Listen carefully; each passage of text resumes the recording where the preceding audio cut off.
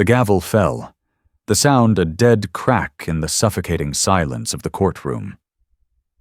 "Bail is denied," Judge Thompson declared, his voice dripping with a casual disdain that cut deeper than any legal jargon. He didn't look at the man in the defendant's box, David Adebayo, a pillar of his community now reduced to a case number. Instead, his eyes slid to the young black woman standing ramrod straight in the gallery. "And I'd advise the defendant's family," he sneered, "to refrain from any further outbursts." Zara Adebayo met his gaze, her expression unreadable, her silence a shield. He saw a girl. He was about to learn just how wrong he was. The air in courtroom 3B of the Franklin County Courthouse was thick with the ghosts of 1,000 other Mondays. It smelled of stale coffee, cheap wood polish, and the faint, acrid tang of human anxiety.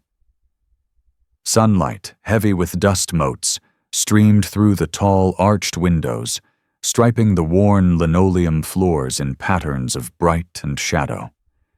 It was a room designed for gravitas, with its solemn mahogany bench and the imposing state seal mounted on the wall, but decades of perfunctory justice had worn its dignity thin.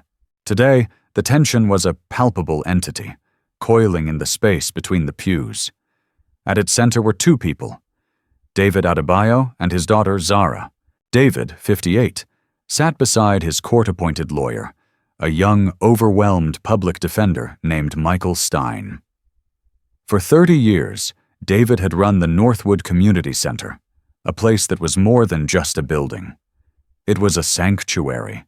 He'd taught kids to read, mediated disputes between neighbors, organized food drives, and personally mentored hundreds of young men and women, steering them away from the very streets that had now, allegedly, claimed him. The charges were absurd, a grotesque caricature of the man he was, conspiracy to distribute narcotics, leveraging the community center as a front. He wore a crisp, white shirt, the collar a little too tight against his thick neck, and a tie Zara had picked out for him, a deep, reassuring blue. But the clothes couldn't hide the deep furrows of worry etched into his brow, or the slight tremor in his hands, which he kept clasped tightly on the table before him. Every so often his eyes would flick toward the gallery, searching for Zara. Each time he found her, a flicker of something, pride, fear, apology, passed across his face before he turned back to face the bench. Presiding over the arraignment was Judge Arthur Thompson. In his late 60s, with a shock of silver hair and a ruddy complexion that spoke of weekend sailing and expensive scotch, Thompson had been on the bench for 2 decades. He was a man who had long ago mistaken his robe for a mantle of infallibility. He ran his courtroom with an iron fist and a well-honed impatience, particularly for cases he deemed beneath his intellectual station. The public defender files, the petty thefts, the drug charges, they were irritants, bumps on the road to his lunch at the club. His gaze swept over the prosecution's preliminary statement, a bored expression fixed on his face. Assistant District Attorney Franklin Pierce, a man whose ambition was as sharp and ill-fitting as his suit, laid out the state's case. He spoke of a sophisticated operation and a betrayal of public trust, painting David Adebayo not as a community leader, but as a cunning criminal mastermind. The evidence presented was circumstantial and thin. A series of anonymous tips, a recent uptick in crime in the Northwood area, and financial records from the center that, with enough creative interpretation, could suggest impropriety. The public defender, Stein, did his best. He was earnest but out of his depth, like a swimmer caught in a riptide. He spoke of David's long history of service, of the countless character witnesses who would vouch for him, of the complete lack of any direct evidence. He was passionate, but his arguments were swatted away by Thompson with weary flicks of his wrist. Yes, Mr. Stein, we're all aware of your client's glowing reputation. It makes the alleged betrayal all the more disappointing, the judge intoned, his voice a low, bored drawl. He barely looked up from his papers. Then came the matter of bail. Stein argued for release on his own recognizance, citing David's deep ties to the community and his spotless record. "My client is not a flight risk, Your Honor. He is a fixture of this city." Ada Pierce shot up. "The people strongly object, Your Honor. The defendant has access to a wide network. Given the gravity of the charges and the ongoing investigation, we believe he poses a significant risk of witness tampering." It was a preposterous claim, and everyone knew it. David's network consisted of retirees, single mothers, and the teenagers who played basketball in the center's gym. But the accusation hung in the air, venomous and effective. Judge Thompson leaned back, steepling his fingers. He looked at David for the first time, a long, appraising stare that was colder than the marble walls. "Mr. Adebayo," he said, the name sounding foreign and cumbersome in his mouth.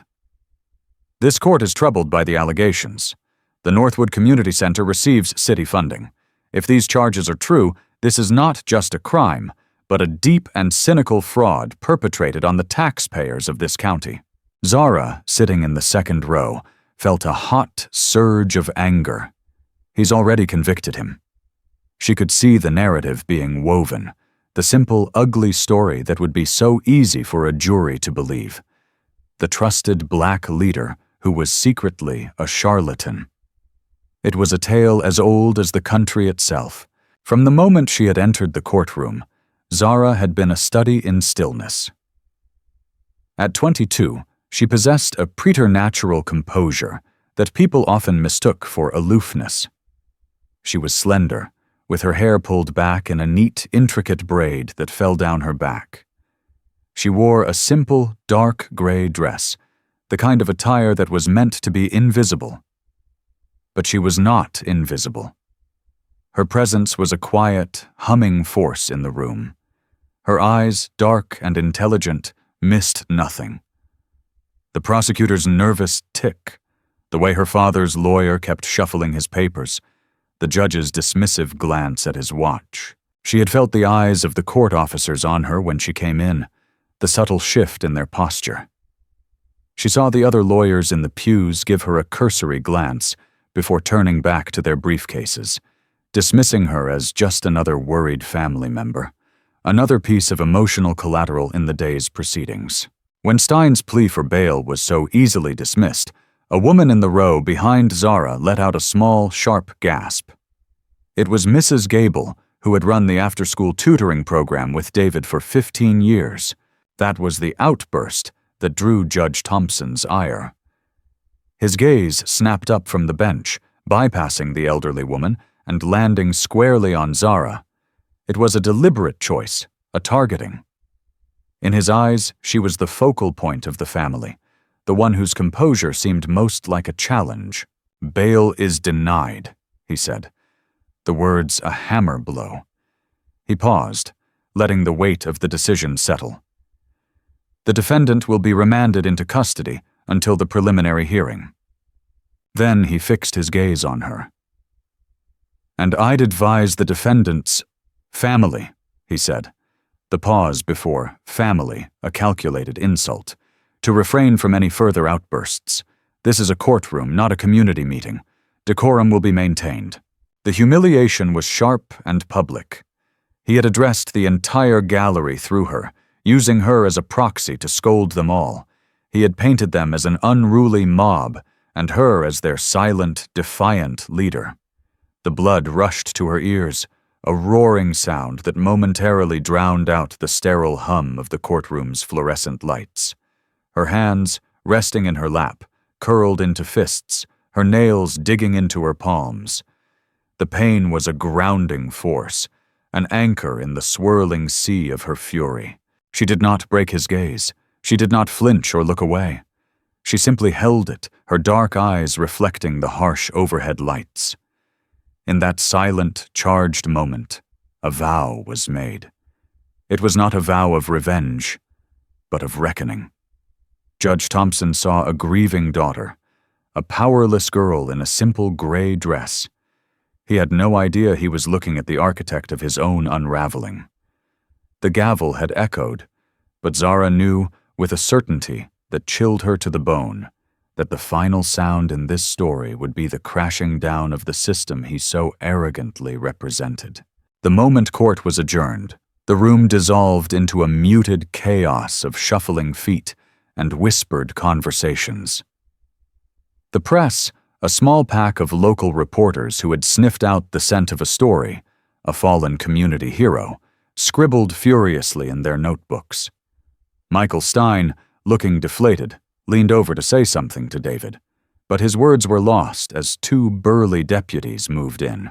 Zara watched, her heart a cold, heavy stone in her chest, as they placed handcuffs on her father. The metallic click was obscene in its finality. David's shoulders, which had always seemed so broad and strong, slumped. He turned, his eyes searching for her one last time. He tried to smile, a weak, trembling thing that didn't reach his eyes. "It's going to be okay, Zari," he mouthed. "Don't you worry."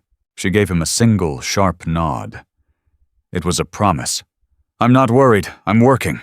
As they led him away through a side door, the gallery erupted.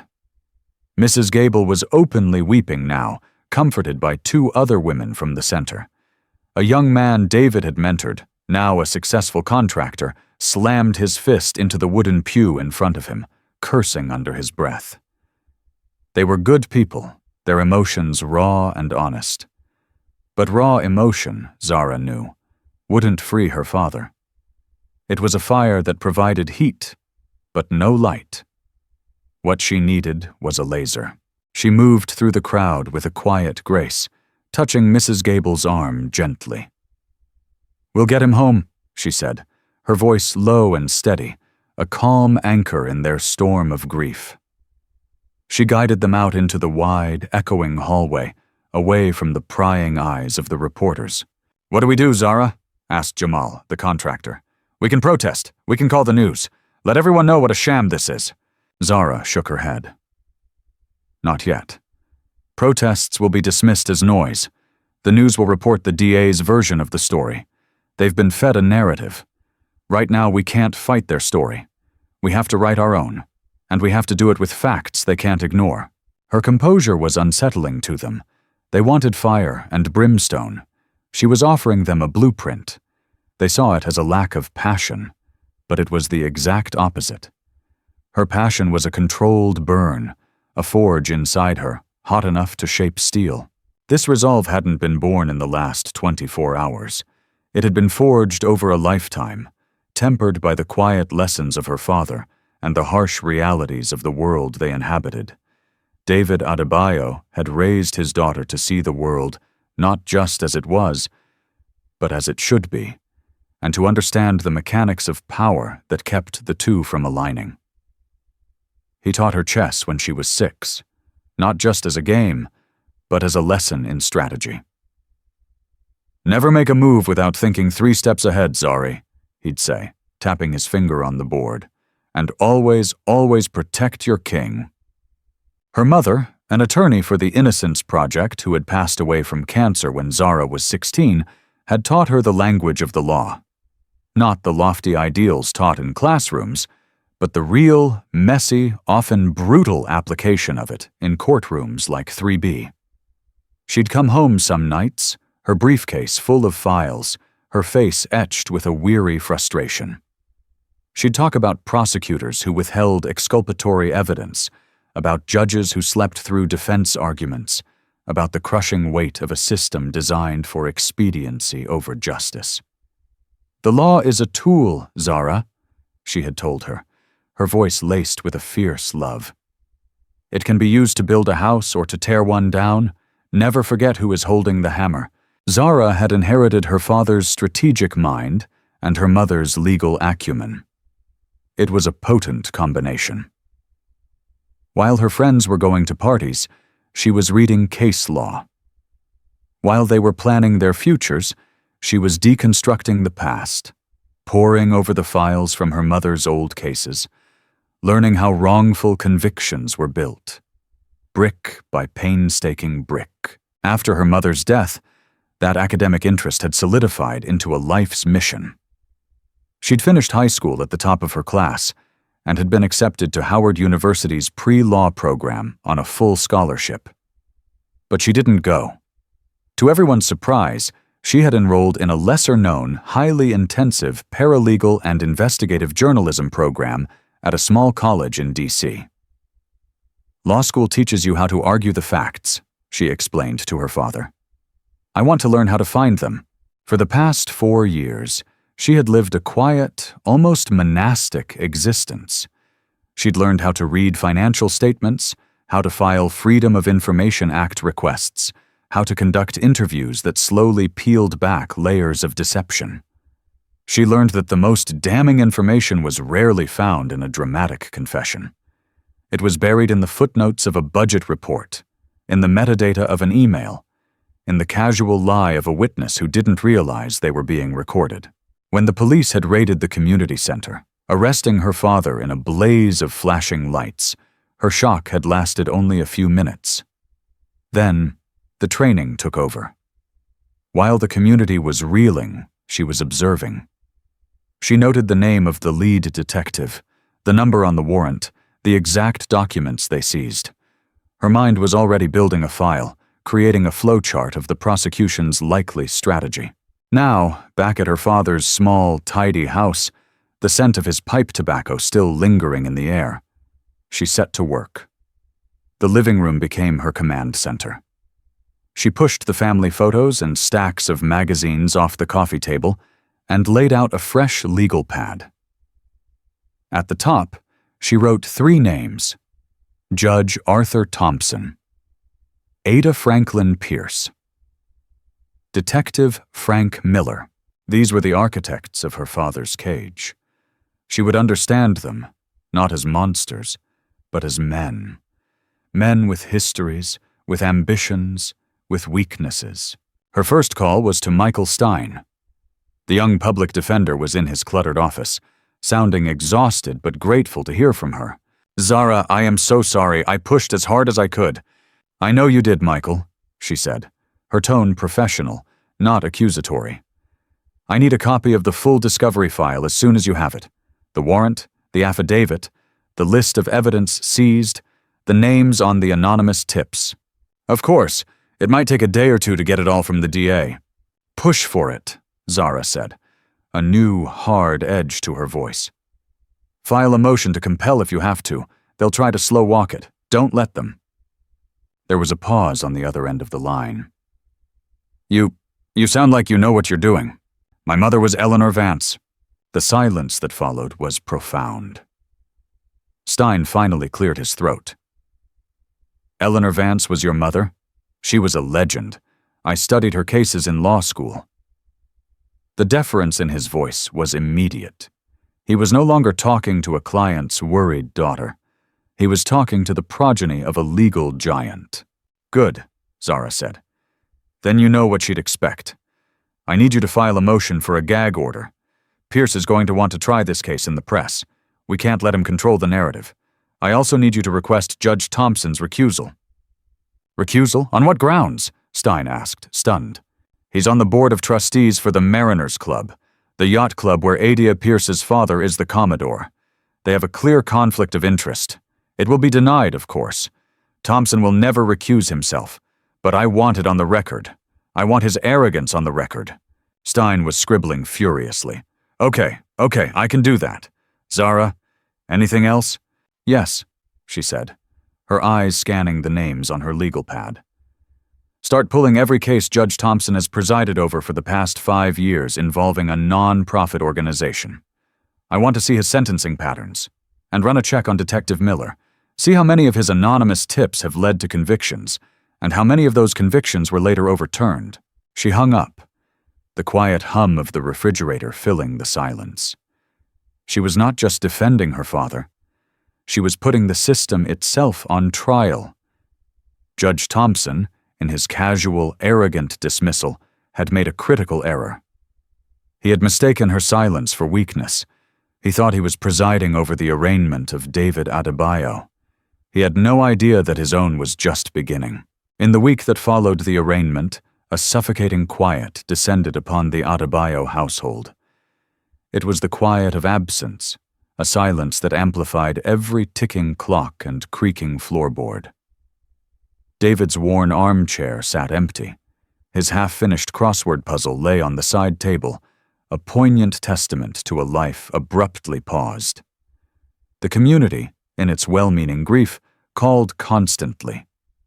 Zara answered every call, her voice a calm, reassuring balm.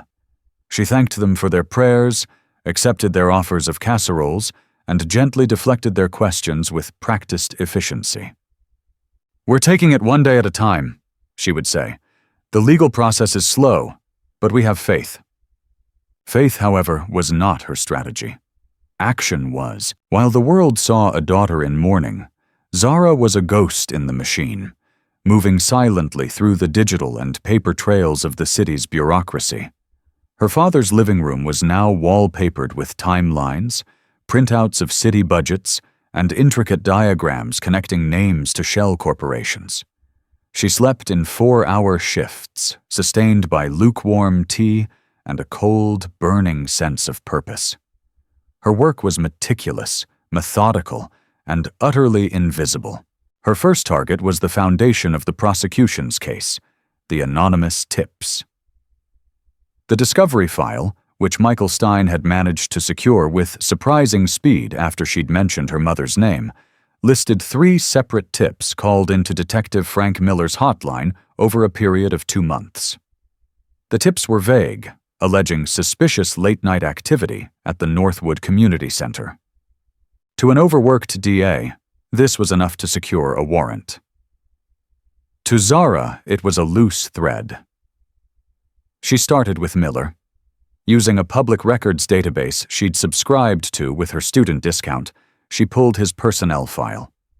It was mostly clean, but one detail snagged her attention: a commendation for a major drug bust in the Docklands district 3 years prior. The bust had also originated from an anonymous tip. Zara spent a full day digging into that old case. She cross-referenced the names of the arrested individuals with property records. One of them, a low-level dealer who had flipped for a lighter sentence, had a brother who worked for a commercial freight company, Atlantic Maritime Logistics. She filed that name away. Next, she turned her attention to the community center's finances, the second pillar of the DA's case. Ada Pierce had flagged a series of transactions, monthly payments of several $1,000s to a company called Urban Revitalization Solutions. The prosecution was painting these as kickbacks, a way for David to launder money. Zara knew those payments. She pulled out her father's meticulously kept ledgers. The payments were for a joint venture, a program to purchase and refurbish derelict properties in the Northwood area, turning them into affordable housing. It was her father's passion project. Urban Revitalization Solutions was their partner. A simple corporate search revealed the company was a subsidiary of a much larger real estate development firm, a corporate behemoth named Crestwood Holdings. Crestwood had been trying to buy up property in Northwood for years, hoping to gentrify the neighborhood with luxury condos and high-end retail. David and his housing program were the primary obstacle, the one man who had successfully organized the community to resist Crestwood's lowball offers. Suddenly, a motive began to crystallize, sharp and ugly. This wasn't about drugs. It was about real estate. Now she had 2 names, Crestwood Holdings and Atlantic Maritime Logistics. On the surface, they were unrelated. One built skyscrapers, the other shipped cargo. But Zara's training had taught her to look for the connections that lived in the shadows. She spent hours combing through SEC filings, campaign finance disclosures, and the minutes of obscure city council zoning meetings. The connection, when she found it, was elegant in its corruption. The CEO of Crestwood Holdings, a man named Marcus Thorne, sat on the board of directors of a charitable foundation. This same foundation had, 2 years prior, made a substantial donation to the Police Benevolent Association, specifically earmarking the funds for undercover operational resources for Detective Miller's narcotics unit. It wasn't a smoking gun, but it was a clear and undeniable triangulation of interests. Thorne wanted the Northwood properties. David stood in his way. A donation to the police union greased the wheels, and suddenly, a problem detective known for acting on convenient tips was put on the case. While she unearthed the financial machinations, she was also laying a different kind of trap. She knew that Judge Thompson's arrogance was his greatest vulnerability. The motion for his recusal, as she predicted, was denied in a scathing, two-sentence order that dripped with indignation. He called the motion frivolous and insulting. This was exactly what Zara wanted. She had pricked his pride, making him personally invested in the outcome of the case. An impartial judge might have scrutinized the prosecution's weak evidence. A slighted judge would be inclined to punish the man whose family had dared to question his integrity. She leaked the denied recusal motion, along with a carefully worded, anonymous tip of her own, to a young, hungry blogger who ran a small, independent news site called City Hall Watch. She didn't mention her father's case directly. She simply pointed out the connection between Judge Thompson and the Pierce family via the Mariners Club, framing it as a question of judicial ethics. The blog post was a small stone dropped into a large pond, but the ripples began to spread. It was picked up by a larger online news aggregator, and then a columnist for the city's main newspaper wrote a short piece about the optics of the situation. It was just enough to put a crack in Thompson's pristine public facade. Her final piece of quiet architecture was the most personal. She went to visit her father in the county jail. The visiting room was a soul-crushing place, all cinder-block walls and scratched plexiglass, the air thick with the smell of disinfectant and despair. David looked smaller in his orange jumpsuit, the light gone from his eyes. "Zara, you shouldn't be here. This is no place for you." "This is exactly where I need to be, Dad," she said, her voice soft. She didn't update him on the case. He didn't need the burden of the details. He needed to know he wasn't alone. She told him about the casseroles, about Mrs. Gable's grand niece, who had just aced her SATs thanks to the center's prep course, about Jamal's new contract to build a playground for the elementary school. She wove a tapestry of the community he had built, reminding him of the life that was waiting for him. Then, she leaned closer to the plexiglass. "Dad, I need you to think. Crestwood Holdings, Marcus Thorne. Does that name mean anything to you?" A flicker of recognition crossed her father's face. "Thorne. Yes. He's been after the properties on Elm Street for years. We've had a few meetings. He's a slick character. All smiles and handshakes. But his eyes are like a shark's.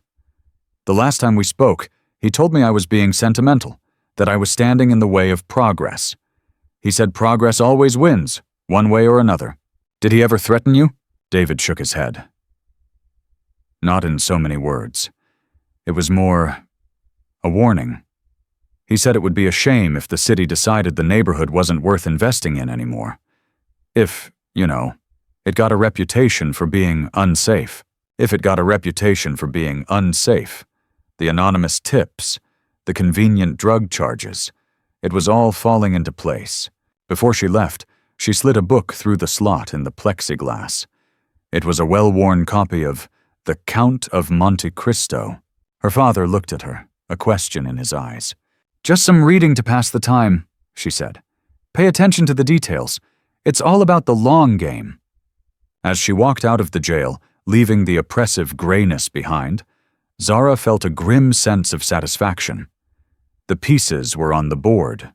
The prosecution, the judge, the corrupt developer. They all believed they were in control of the game. They had no idea they were merely playing their parts in a script she was writing. She was the quiet architect, and the foundations of their world were about to become incredibly unstable. The preliminary hearing was scheduled for a Wednesday, 2 weeks after the arraignment. In the interim, The ecosystem of the Franklin County Courthouse began to shift in subtle but significant ways. The ripples Zara had started with her quiet, strategic actions were turning into currents, pulling the key players in directions they didn't understand. The first sign of disturbance was Ada Franklin Pierce. He had expected a quick and easy win. David Adebayo's case was supposed to be a stepping stone for him, a high-profile conviction that would look good on his resume when he made his inevitable run for district attorney. He had planned to dominate the news cycle, feeding select sound bites to friendly reporters about the fall from grace of a beloved community figure. But the gag order Michael Stein had filed, at Zara's insistence, had neutered him. He was legally prohibited from discussing the case publicly. Worse, the narrative he wanted to control was being subtly subverted. The blog post about Judge Thompson's connection to his father had cast a shadow of impropriety over the entire proceeding. Pierce found himself on the defensive, fielding uncomfortable questions from reporters not about David Adebayo's guilt, but about judicial ethics. He grew irritable, snapping at junior prosecutors and complaining loudly in the courthouse cafeteria. He was a man who liked his fights in the open, under the bright lights of a courtroom. This battle of whispers and innuendo, a fight he couldn't see, was unnerving him. He doubled down, leaning hard on his lead detective. "Miller, I need something concrete," he demanded in a heated phone call. "The anonymous tips and the financials are thin. We need a witness. We need a confession. You told me this case was a slam dunk." Detective Frank Miller, a man accustomed to bullying his way to a conviction, was also feeling the pressure.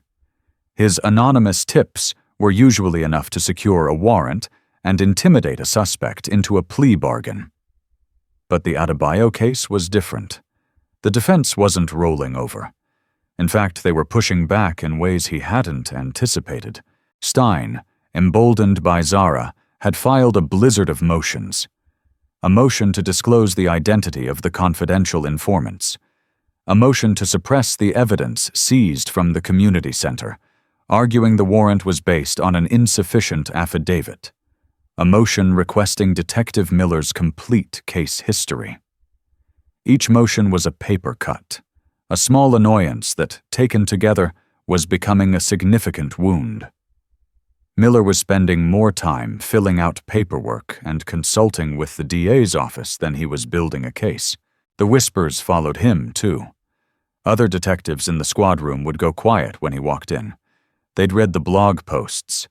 They knew about Miller's reputation for convenient tips and his connection to the union funds that had come from Marcus Thorne's foundation. No one said anything directly, but the camaraderie of the precinct had been replaced by a watchful suspicion. Cops knew the smell of a dirty case, and this one was starting to reek. The most profound change, however, was in Judge Arthur Thompson. The recusal motion and the subsequent media attention had wounded his pride more deeply than anyone knew.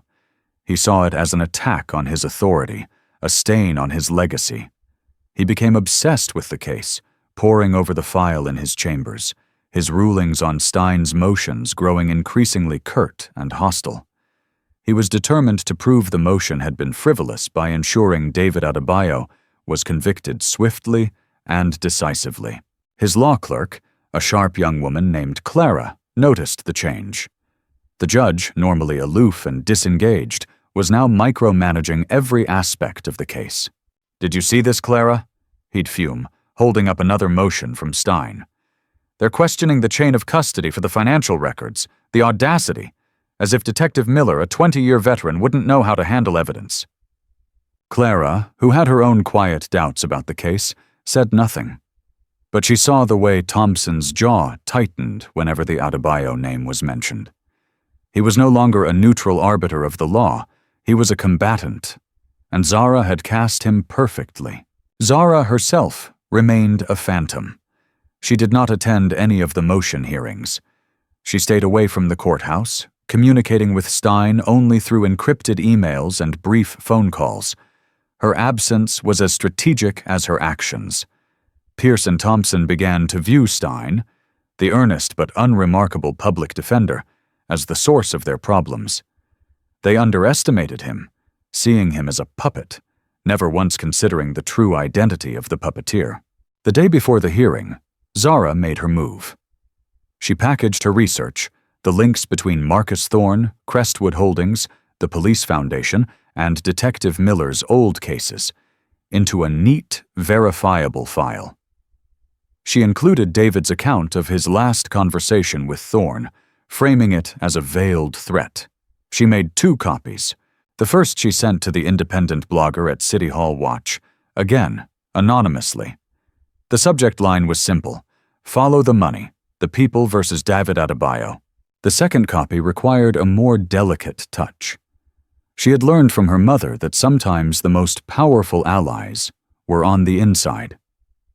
She had spent a week researching Judge Thompson's staff and discovered that his law clerk, Clara, had previously interned for a legal aid society and had written a law review article on prosecutorial misconduct.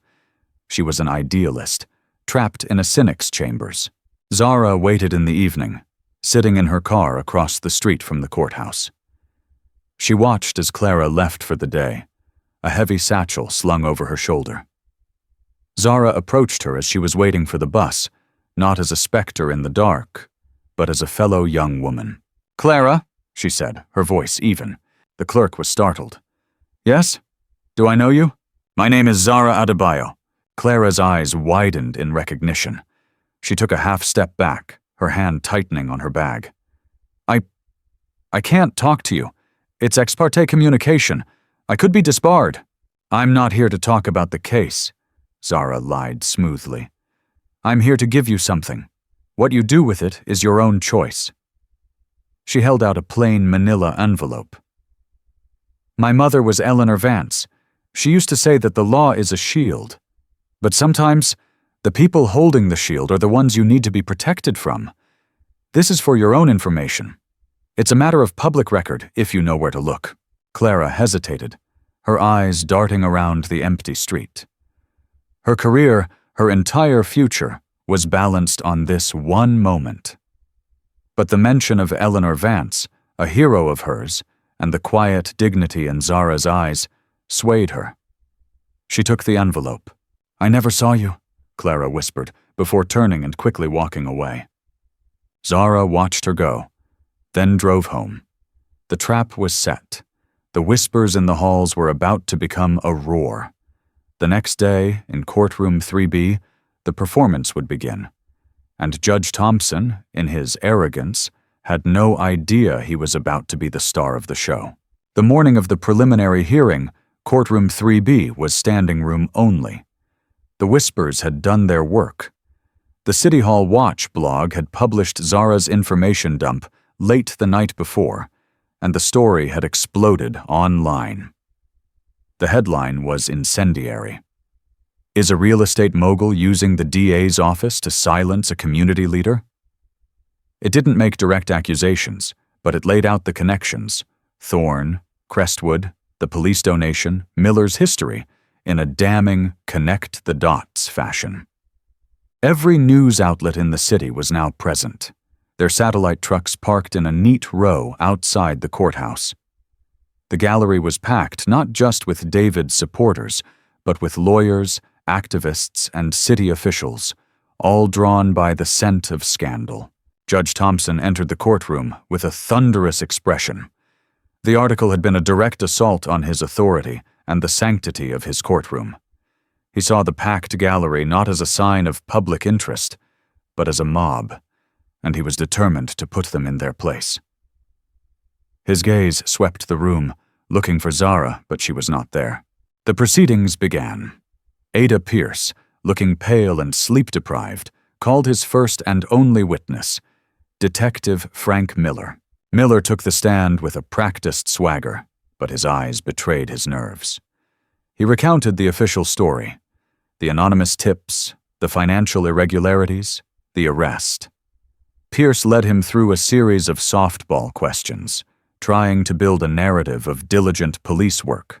When it was Michael Stein's turn to cross-examine, a palpable sense of anticipation filled the room. Stein, who had for weeks been seen as an overwhelmed public defender, now seemed transformed. He stood tall, his notes neatly arranged, his voice clear and steady. Zara had spent the entire previous night coaching him, walking him through every question, every possible response, every piece of evidence. "Detective Miller," Stein began, "you've testified that your investigation began due to a series of anonymous tips. Is that correct?" "Yes, that's right." "And these tips, they came into your personal hotline?" "My departmental line, yes." "In your 20 years on the force, Detective, how many anonymous tips would you say you've received?" Miller shrugged. "Hundreds, maybe thousands. And in your experience, is it common for multiple, unrelated anonymous sources to all report on the same individual in a short period of time?" "It can happen if there's a lot of smoke," Miller said, leaning back, trying to look relaxed. "A lot of smoke," Stein repeated, letting the words hang in the air. "Or a coordinated effort to create the impression of smoke. Let's talk about another case. The Docklands bust 3 years ago. That case also originated from an anonymous tip to you, did it not?" Pierce shot to his feet. "Objection! Relevance?" "Your Honor," Stein said, turning to the bench, "I am establishing a pattern of conduct. It is directly relevant to the credibility of this investigation." Judge Thompson, his face a mask of fury, glared at Stein. "I'll allow it, for now.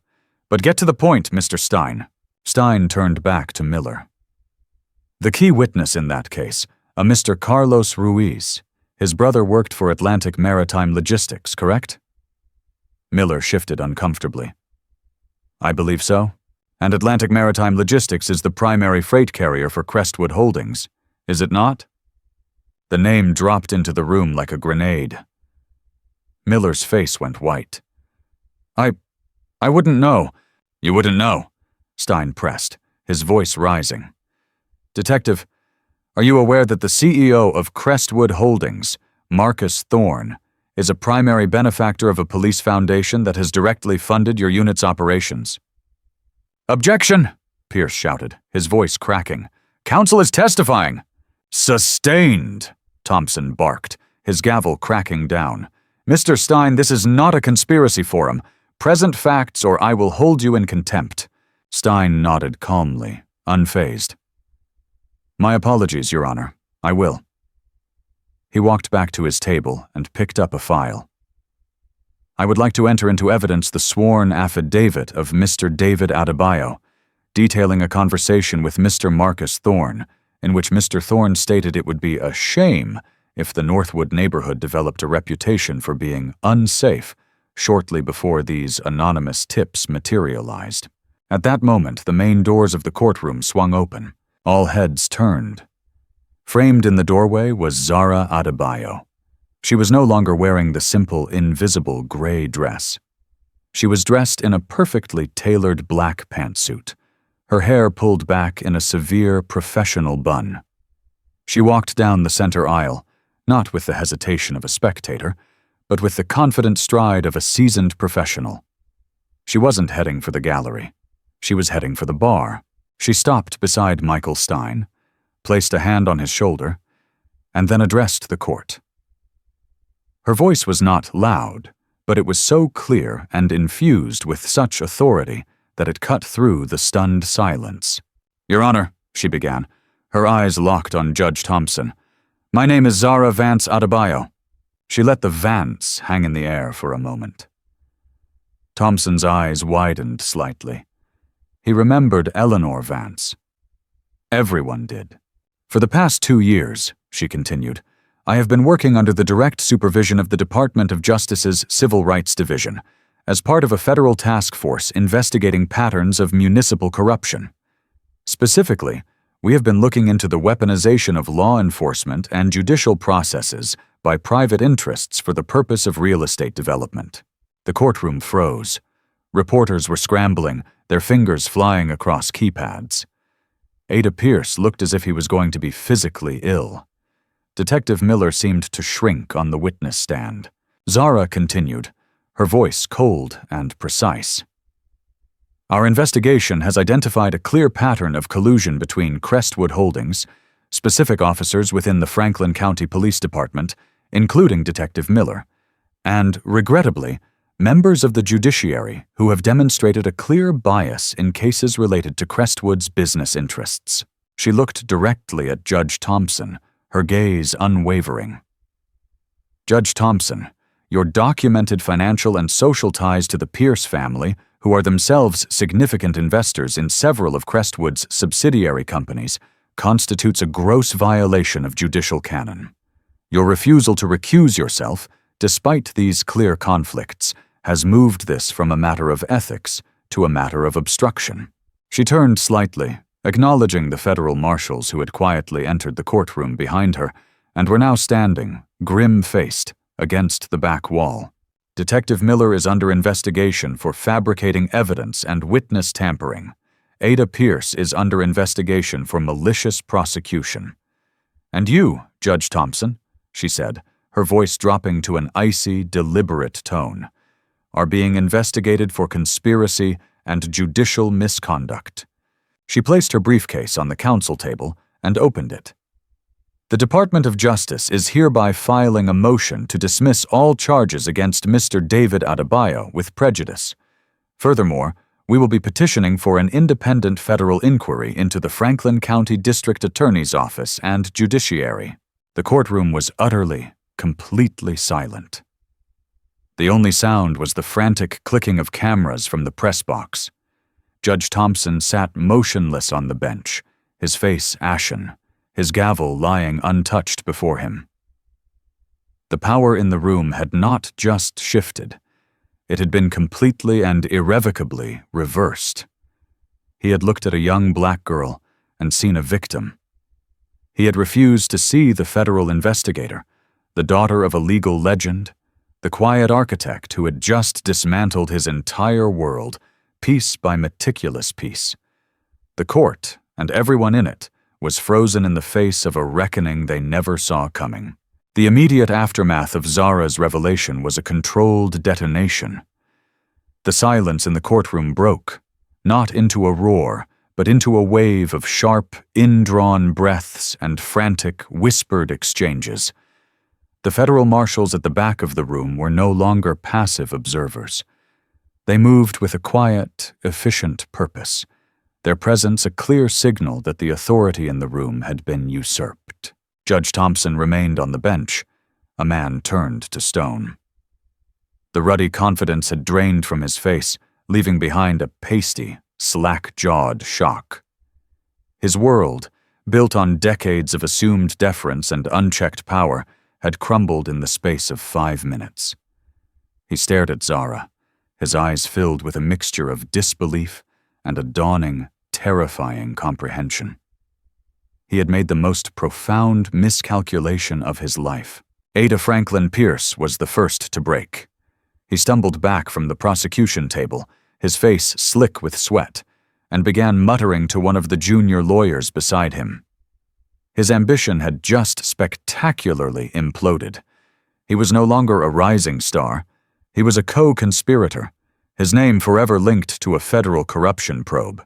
On the witness stand, Detective Frank Miller, the tough guy cop, looked like a trapped animal. His gaze darted from Zara to the marshals, his mind clearly calculating the odds and finding them hopelessly grim. His career of cutting corners and leveraging convenient tips was over. A prison cell was now a very real possibility. Zara ignored them all. Her focus was singular. She walked to the defendant's table and stood before her father. The 2 deputies guarding him were frozen, unsure of their orders. Zara simply looked at them, and they instinctively stepped back. She put her hands on her father's shoulders. David Adebayo looked up at his daughter, his eyes shining with tears, not of fear or sorrow, but of overwhelming pride, and a love so profound it seemed to fill the space around them. He had watched the unveiling with the rest of the room, his confusion slowly melting into a breathtaking awe. He had known his daughter was brilliant, that she was strong. He had never understood the depths of her power. "It's over, Dad," she said softly, her voice for his ears alone. "You're coming home." Michael Stein, standing beside them, looked as stunned as anyone. He had been Zara's instrument, her voice in the courtroom, but even he had not been privy to the final, stunning act. He looked at Zara with a newfound reverence. He had been arguing the law. She had been wielding it like a sword. The senior federal marshal approached the bench. "Judge Thompson," he said, his voice respectful but firm. "If you'll accompany us to your chambers, please." It was not a request. With a visible effort, Thompson pushed himself to his feet, his judicial robe suddenly looking like a cheap costume. He did not look at the gallery as he was escorted from the room, his exit a walk of shame that would be replayed on the evening news for weeks to come. The process of dismantling the conspiracy was swift and merciless. Federal agents, acting on warrants Zara's team had prepared months in advance, were already at the offices of Crestwood Holdings, seizing servers and financial records. Marcus Thorne was arrested while having lunch at the Mariners Club, the irony of which was not lost on the reporters who swarmed the scene. He was led away in handcuffs, his smug, shark-like smile finally wiped from his face. Back at the courthouse, David Adebayo was officially released. The order to dismiss the charges was signed by a senior federal judge who had been waiting on standby. As Zara and her father walked out of the courtroom, they were met with an eruption of applause and cheers from the gallery. Mrs. Gable was crying again, but this time they were tears of joy. Jamal, the contractor, lifted a fist in the air, a wide grin splitting his face. They engulfed David in hugs, a community reclaiming its leader. The media scrum in the hallway was a chaotic frenzy of flashing cameras and shouted questions. Zara guided her father through it, her face calm and professional. She stopped at the bank of microphones set up on the courthouse steps. "My father, David Adebayo, is an innocent man who was targeted by a corrupt system," she stated, her voice carrying over the din. "He was targeted because he refused to let his community be sold to the highest bidder. What happened here today is not a victory. It is a course correction. It is a reminder that justice is not a guarantee. It must be fought for, and the systems that are meant to protect it must be held accountable." She refused to answer questions about her role in the investigation, instead deferring to the official statements that would be released by the Department of Justice. This was not about her. It was about her father, and about the principles he had been arrested for defending. The consequences were real and immediate. Judge Thompson was suspended from the bench pending the outcome of the federal investigation, his career effectively over. Ada Pierce was fired by the district attorney in a desperate act of damage control, but federal charges were still pending. Detective Miller, faced with a mountain of evidence, quickly agreed to cooperate with federal prosecutors in exchange for a plea deal, his testimony providing a detailed roadmap of the conspiracy. The accountability was public and lawful. There was no vigilantism, no revenge. The reckoning came in the form of indictments, subpoenas, and meticulously documented legal filings. The very tools that had been used to frame her father were now being used to dismantle the network that had targeted him. Zara had not burned the system down. She had forced it to cleanse itself, using its own rules and procedures. The law, which her mother had called a tool, had been used to tear down the corrupt house that Thorne and Thompson had built, exposing its rotten foundation for all the world to see. As Zara and her father finally got into a car to go home, leaving the media circus behind, the weight of the last few weeks began to settle. The quiet architect had completed her work. The blueprints were now a matter of public record. In the months that followed the dramatic courtroom reversal, the story of David Adebayo and his daughter Zara became more than just a local news item. It evolved into a national case study on systemic corruption and the power of strategic resistance.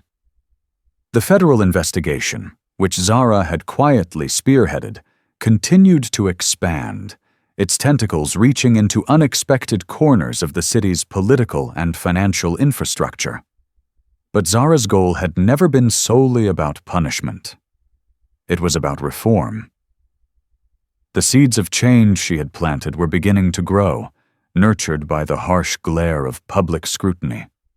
The most immediate impact was on the Franklin County judiciary.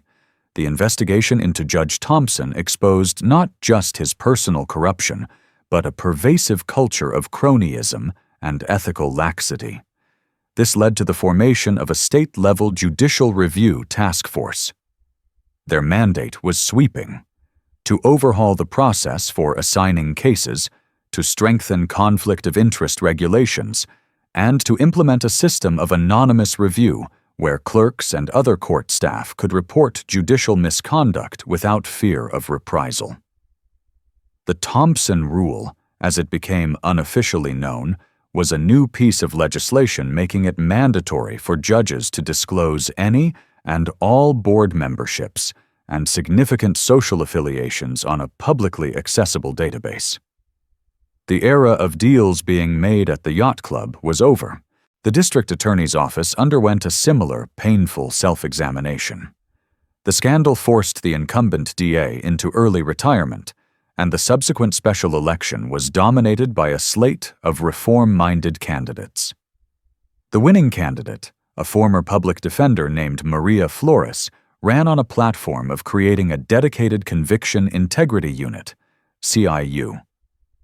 Its purpose was to retroactively review cases, like David's, that relied heavily on confidential informants or showed signs of prosecutorial misconduct. Ada Pierce's actions became a training model within the office, a cautionary tale of what happens when ambition eclipses ethics. The police department also felt the shockwaves.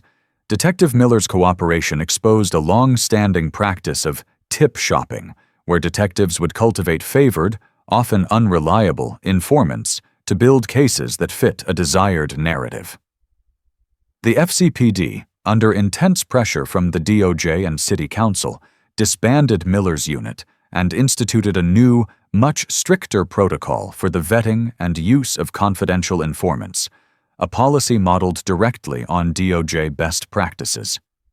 Furthermore, the flow of private money from organizations like Thorne's Foundation to police unions was cut off by a new city ordinance banning such donations to prevent outside financial interests from influencing police priorities. For David Adebayo, life returned to a new kind of normal. He was reinstated as the director of the Northwood Community Center, welcomed back as a hero. The attempts by Crestwood Holdings to acquire the neighborhood's properties had ceased entirely.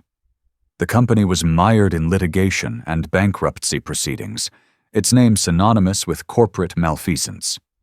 In its place, the city, as part of a settlement agreement, provided the community center with a massive grant to expand its affordable housing program.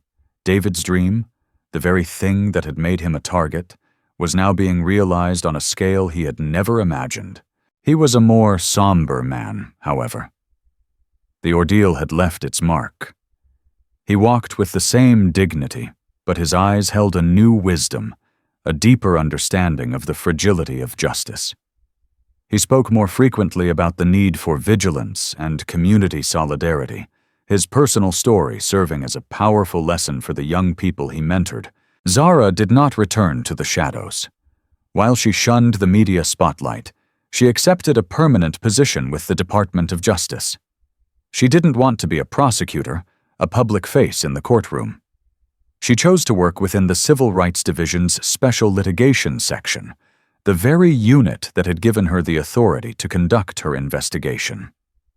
Her job was to be an architect of systemic change on a national level, to identify and dismantle the kinds of corrupt systems that had nearly cost her father his freedom. She and her team began developing new protocols and training modules for federal, state, and local agencies, focusing on the detection of financial conflicts of interest within the justice system. She drew heavily on her own experience, creating a methodology that taught investigators how to follow the money, how to see the invisible lines of power that connect real estate deals to police reports and corporate boardrooms to judges' chambers. Her work was quiet, painstaking, and largely invisible to the public, and that was exactly how she wanted it. She was not interested in credit or fame. She was interested in reinforcing the foundations of the system, in ensuring that the tools of the law could not be so easily co-opted by the wealthy and powerful. The seeds of change she had planted in Franklin County were now being scattered across the country, each one a small but potent defense against the kind of injustice her family had endured. The gavel's echo in courtroom 3B had been a sound of corruption, but the work that followed was building a future where such sounds would, with hope and hard work, become a faint and distant memory.